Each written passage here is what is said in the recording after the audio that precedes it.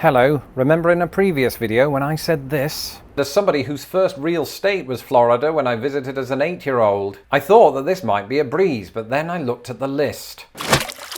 Well, if rumours are to be believed, the visit in question occurred almost 400 years ago in the year 1990. Back then, I was a wee little nipper, unencumbered by the stresses of adult life. My absolute priorities consisted of eating chocolate coins, climbing up drain pipes, and reattaching Skeletor's head after an incident with a hammer. And last week I was reminded of all of this when I returned to the very place that those priorities were first realised, my childhood home in Grimsby, England. While visiting my family, I was drawn to an upstairs room that had long since become the de facto home of all of the family keepsakes. Among them, stashed away in a wardrobe that had once been mine, was a series of handcrafted junior school course books. And I know they were handcrafted because it was me who crafted them. Mrs. Peterson's hands may have played a sizable role. Contained within one of the books, confusingly titled Europe, was a long-forgotten memo detailing my first ever visit to the United States. In writing it, I can only think that Lawrence the child knew that such an artifact would one day prove invaluable to Lawrence the human. Sadly, in return, I've no idea how to explain to him what YouTube is,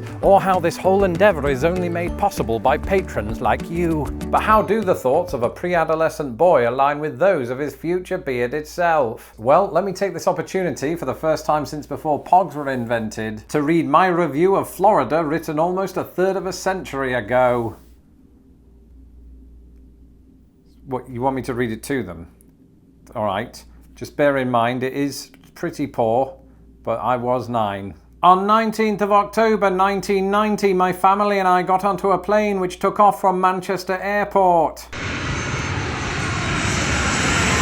All of which is true. The only omission, presumably because my parents had been tasked with handling the whole thing, is that Manchester Airport is an irredeemable hellscape. I continue. The plane flight was very exciting, but it was very long. Nowadays, I'm able to pass the time between countries by storyboarding videos like this one, Meta. But 8-year-old me couldn't have entertained himself with handheld devices. The only thing that I remember from that flight is I got seated next to a woman who smelled vaguely of margarine. When we got to Florida, we got on a bus that took us to a Quality Inn East hotel. We unpacked and decided where to go. That was all one sentence. While I've since discovering that bad grammar are generally frowned upon by people what read, Day 1 presented me with several travel firsts. My first American bus was probably more like a shuttle, though different in appearance from the ones we'd see at Kennedy Space Center.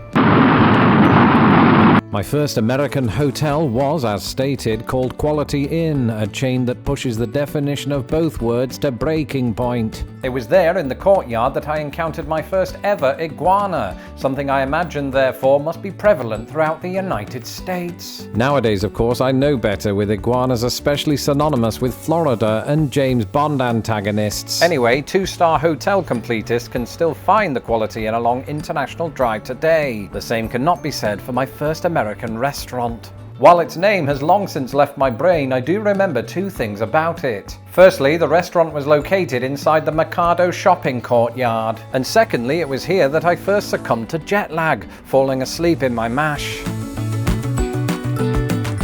In the intervening years, a lot's happened. The Mikado has closed, I've stopped frequenting malls, and I actually do still wake up with potato on my face, and occasionally egg.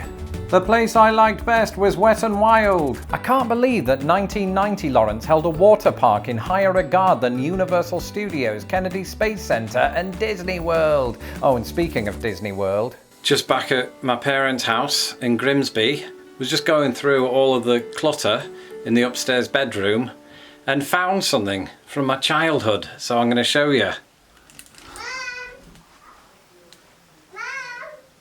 That's Mickey Mouse and Curious George just hanging out in front of an old photo with me on it as a baby.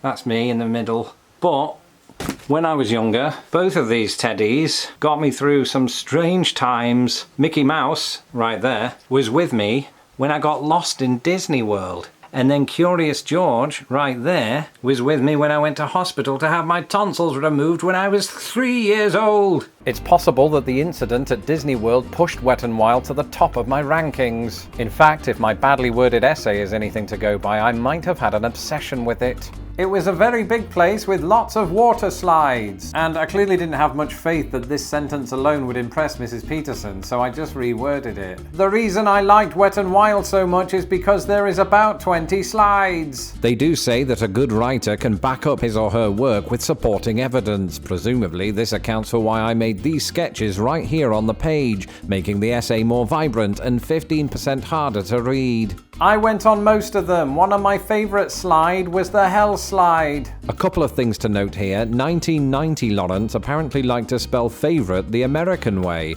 an unpopular decision with Mrs. Peterson, who corrected it and never spoke to me again. Secondly, the child version of me didn't anticipate that the human version of me would one day have access to Wikipedia, because it turns out that Hellslide is a name that child Lawrence completely made up. Its real name was De Stuca.